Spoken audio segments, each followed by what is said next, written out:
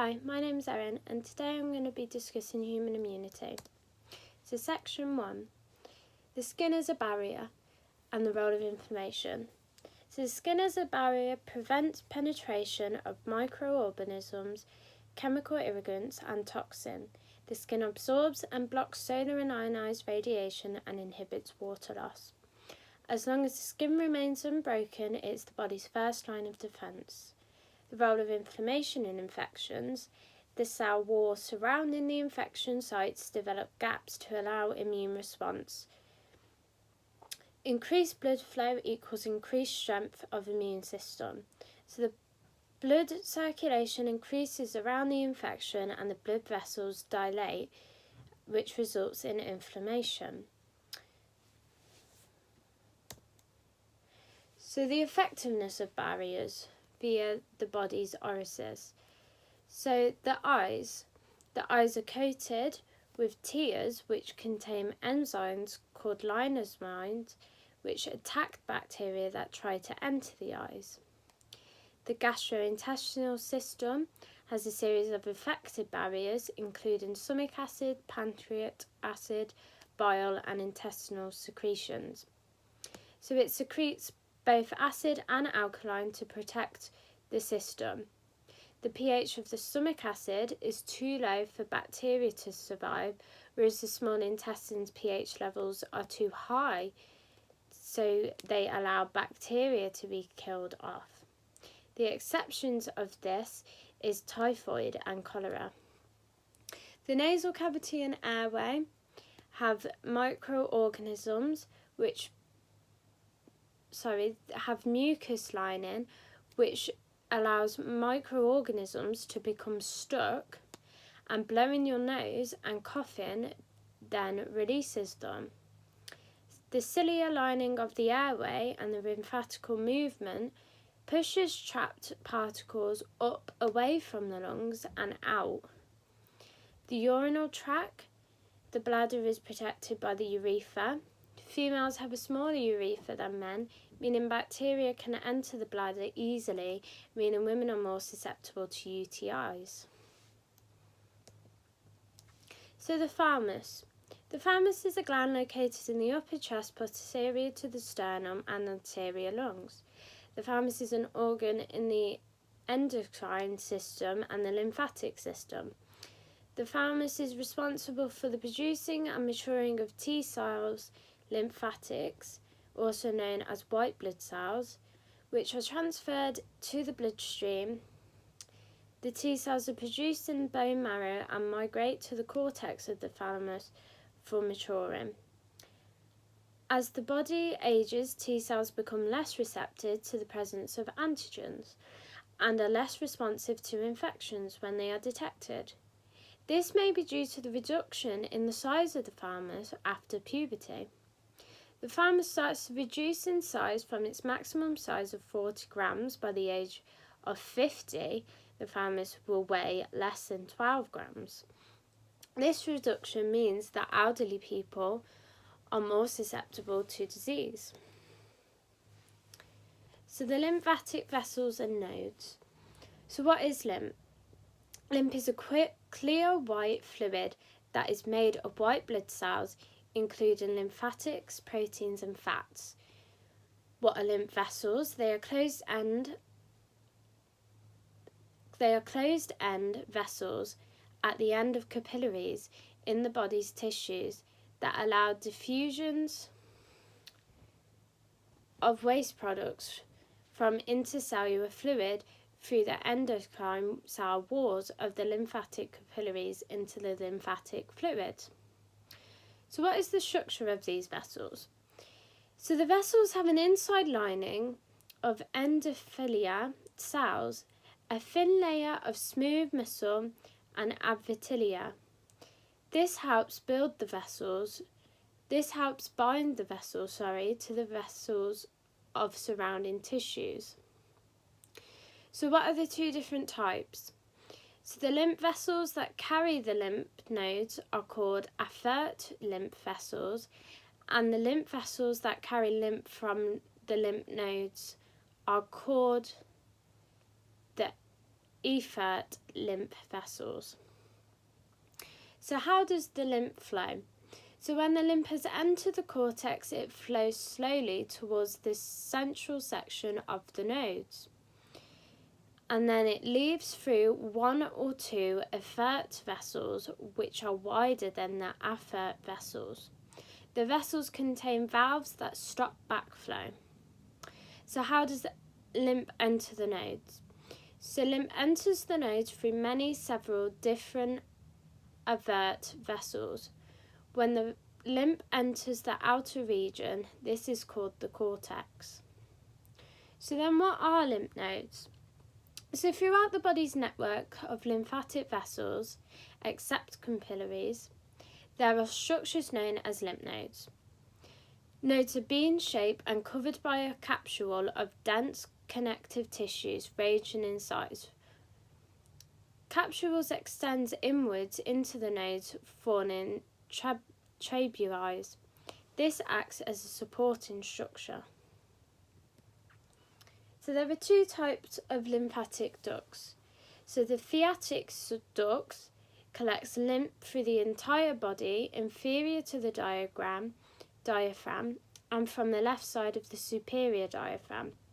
The lymph then gets drained from the lymphatic system into the left brachial vein. The right lymphatic duct. So this duct is smaller than the phatic duct, and it only collects lymph from the right side of the body. The lymph then gets drained into the brachial vein, and then this vein joins the superior venal cava. The superior venal cava then carries blood and lymph to the heart.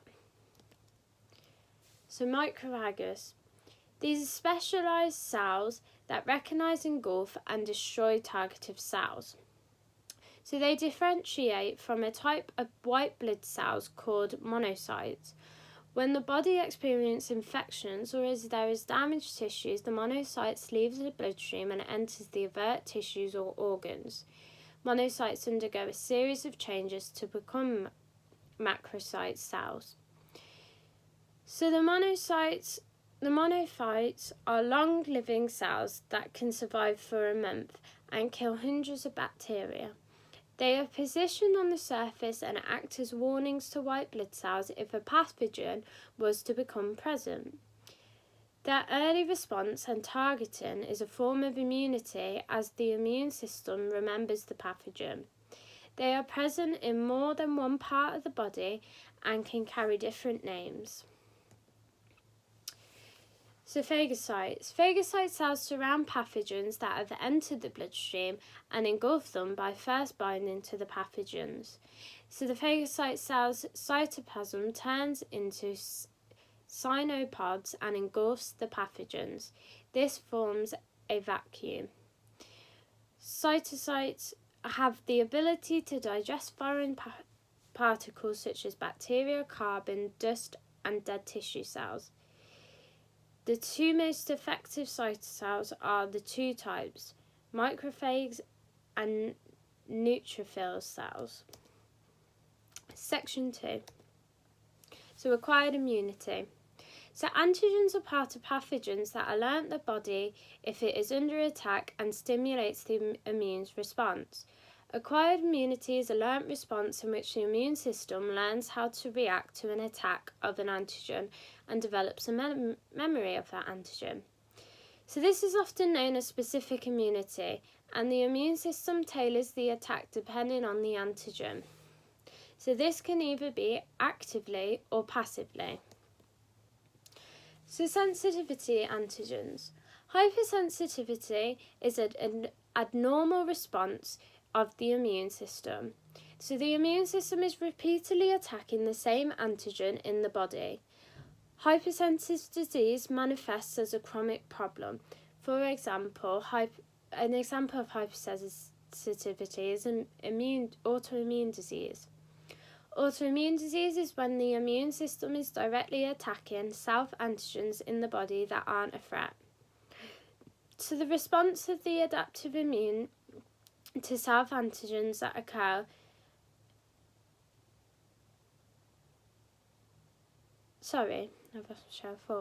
So why does self-tolerance fail?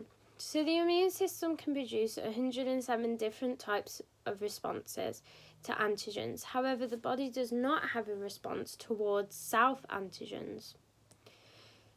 So a few types of immune cells. So monocytes we touched on earlier, they're large-sized cells, a few granules in the cytoplasm. So they turn into monocytes when they exit the bloodstreams. They are phagocytes, known as cell-eating cells, and they eat any dead cells in the body and digest large particles in the womb. Lymphocytes are small-sized cells. They are round cells with large nucleus located in the cytoplasm. B-type lymphocytes make antibodies, and they are also memory cells.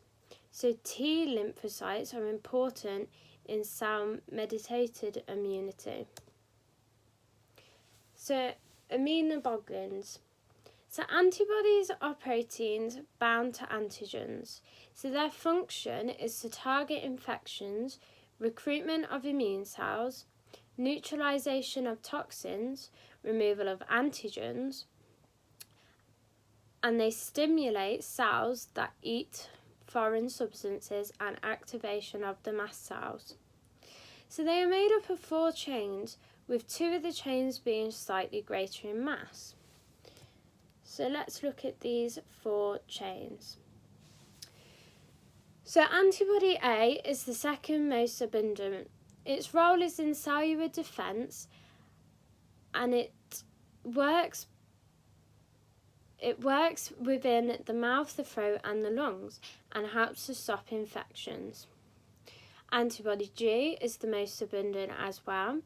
It is one of the major activators of the complement pathway. So it stimulates very direct attacks against anything foreign and can be transferred across the placenta to the fetus. Immunoglobulin D is a relatively uncommon molecule, and its true function still remains unknown. Immunoglobulin M has a different structure to the others. It's comprised of 5 normal immunoglobulins joined at their bases. The first one synthesizes at the antibody response. And the last is antibody E. It is the largest molecule and only presents in low levels in a healthy person. Levels increase significantly as a response to a parasite infection and an allergic reaction. So tolerance to one's own tissues. So the antigens within the immune system has the ability to distinguish between self-antigens and non-self-antigens that will attack the body, meaning the immune system only attacks non-self-antigens. So there are 2 major factors that allow this. These are known as MHC1 and MHC2. So MHC1 expresses on the surface of the nucleus cells. It acts as an early warning system for the immune system. So if a foreign cell was to start to degrade proteins into fragments and display these on the MHC1 cell surface, they will present as foreign, and it will allow the T cells to detect these.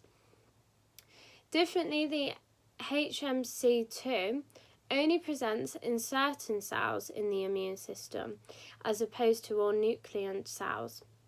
It acts as extracellular presentation mechanism, and it presents antigens from bacteria.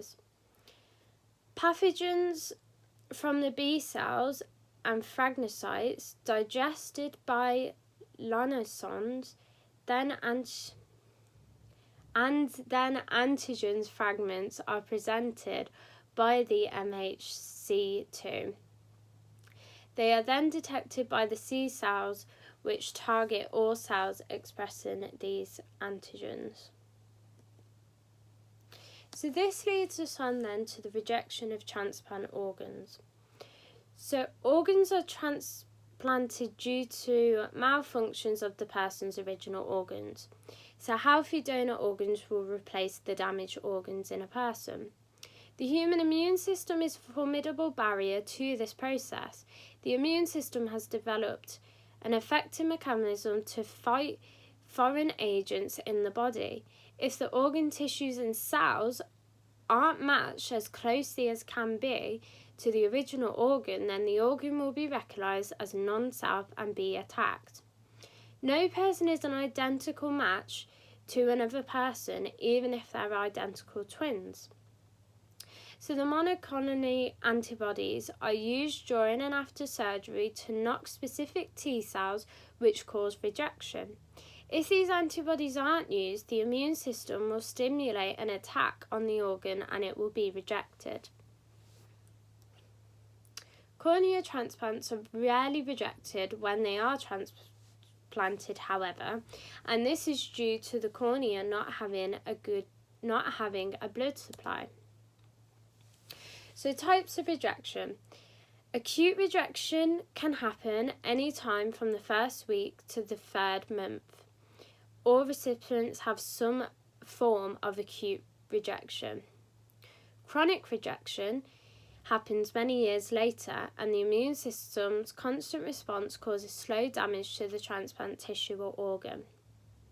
Hyperacute rejection happens just minutes after the transplant has taken place. This is because antigens are completely unmatched. The tissues must be immediately removed so the recipient doesn't die. Section 3. Vaccines. Exposing the body's immune system to weakened or harmless versions of pathogens to stimulate white blood cells to produce antibodies. This process is a form of immunity against a specific pathogen. So vaccines can contain live pathogens that have been treated to make them harmless fragments of a pathogen, toxins produced by a pathogen, or dead pathogens. So what is active immunity? So natural active immunity is a type of immunity where bacteria or viruses enter the body and begin an immune response.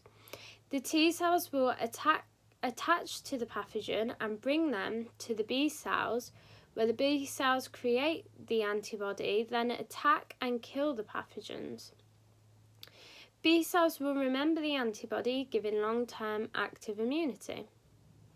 Artificially induced active immunity is when a person is artificially exposed to a foreign antigen which generates a protective immunity. So this can be after a person is given a vaccination. So passive immunity. Natural passive immunity is when an antibodies are transferred from person to person through natural means. Antibodies can be passed through IgG and when a woman is breastfeeding her child.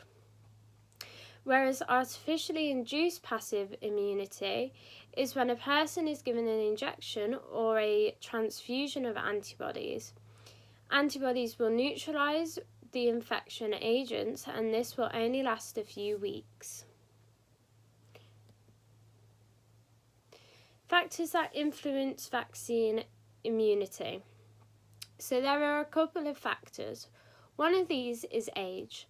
So T cells have a limited number of times which they can divide, and specifically each lymphocytes may be the reason why older people have less and are more susceptible to being ill. So the less T cells you have, the more chance you have of becoming ill. Conformity. So Feinstein said, any distinct clinical entry that has coexisted or that may occur during clinical course of a patient who has the index disease under study. So he was stating that at one time, a person who has 2 or more diseases at once, vaccines are less effective in this patient as they are too frail and their immune system will become overwhelmed. So this leads us on to vaccine safety. So the Cutter incident in 1954 happened when a batch of polio vaccines were not fully inactive and still containing live polio was distributed out. So people who received the injections and their close family members developed polio, leading to people becoming paralysed and the death of 84 people. After the incident, the introduction of vigorous tests remained across the world. Vaccine safety is always assessed before it can be licensed for use. During the vaccination development process, initial safety procedures occurs in stages. So the first stage is the target population. So they look at a number of factors that could affect the vaccine, such as a person's age, the vulnerable population where the vaccine is needed, and the immune competence. So can the immune system take this vaccine? This then leads on to preclinical safety assessments. So in virtual studies and animal studies. So can an animal withstand this vaccine and does it actually work? Once these have been vigorously tested, it can then go on to clinical trials where people can be tested. So herd immunity. If there is a large amount of people vaccinated against the disease, it is less likely for it to be spread from person to person. It is less likely for people to catch a disease off of a person in the same room as them who has the disease if they are vaccinated against it. This will result in the disease slowly disappearing without having a widespread effect. Herd immunity can stop the spread of contagious diseases and protect those who cannot be vaccinated, such as the very young, people with immune system conditions, critically ill, and cancer patients. The number of people needed to achieve herd immunity varies from each disease. Once that number has been achieved, then herd immunity can begin. However, it can break down when immunisation rates fall, which can lead to a new case of the disease. So here, herd immunity statistics. To calculate the threshold percentage that should be vaccinated,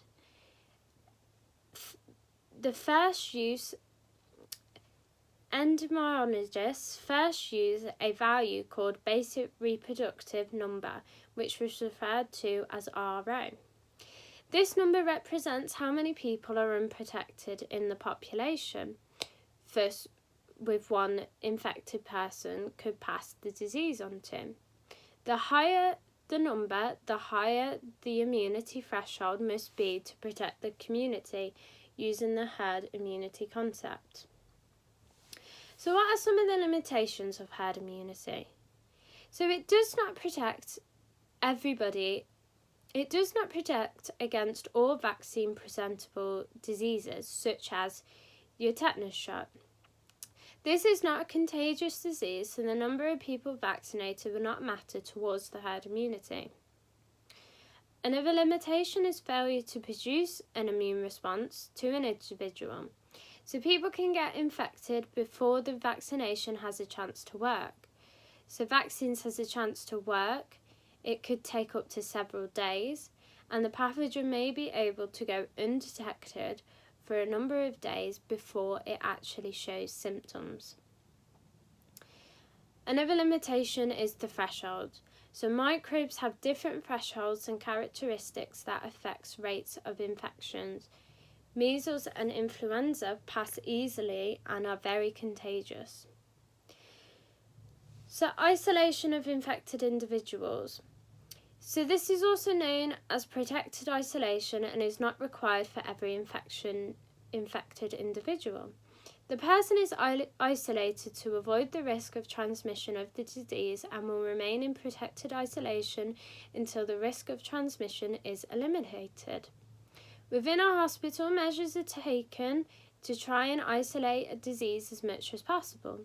For example, barrier measures are put in place, such as hand hygiene, restriction of movement on the floor, And decontamination of the digestion system can clear the person of the disease. So how the immune system causes ill health. Autoimmune disease. So what is autoimmune disease?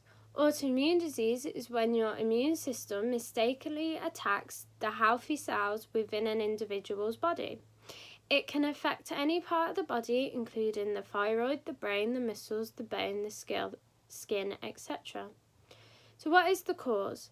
The cause of autoimmune disease is unknown. There are many theories of what can trigger the disease, and these are bacteria or viruses, drugs, chemical immigrants, environmental irrigants, or genetics. So how many are there? There are 80 types of autoimmune disease, and they have similar symptoms, which makes it hard to diagnose the right type. The symptoms of autoimmune disease can vary. The common ones are fatigue, muscle aches, low fever, signs of inflammation, redness, heat, pain, and swelling. So what is the cure? So chronic conditions of autoimmune disease have no cure. Treatment is more based on controlling the progression of the disease. It can be diagnosed by doctors by looking at the antibodies and where they are being produced and what they are being produced to target. If there is no known disease present in the body at the time, then the biggest indication is that a person has an autoimmune disease.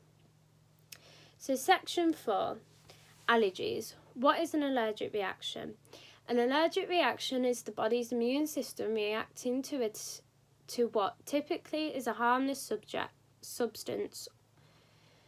So there are different types of allergic reactions. An individual can be allergic to pollens, foods, dust, pets, fur, and the symptoms can vary from a runny nose, sneezing, itchy eyes, to wheezing, to breathlessness.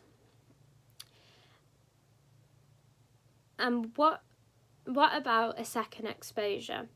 So most cells identify it as an intruder and produce histamines and other chemicals to try and attack the reaction. So what is IgE medication allergy? So the immune system produces existing amounts of IgE antibodies.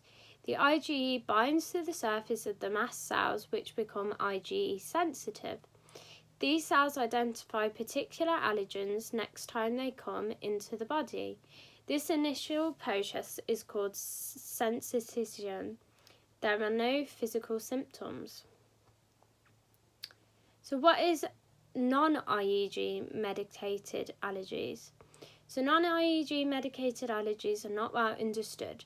It is thought that they involve multiple cells reacting in unexpected and unwanted ways to an allergen. So reducing the risk. So allergies tend to be genetic, but there are ways to delay and prevent the allergies. So food allergies. It is important to keep an individual away from any foods that they may be allergic to, and make sure that they carry a warning card such as a bracelet or a necklace. The environment, eliminating dust mites from a house, so getting the carpets cleaned professionally and regularly. Pets. Early exposure to pets can help children to prevent them from developing allergies to animals. Studies have shown that children raised on a farm develop fewer allergies and are less likely to suffer from asthma. And control of mould. Mould releasing particles that can cause allergic reactions. There are many ways to prevent this from happening within a home, such as making sure there is plenty of ventilation and no indoor pets. Thank you for listening to my presentation.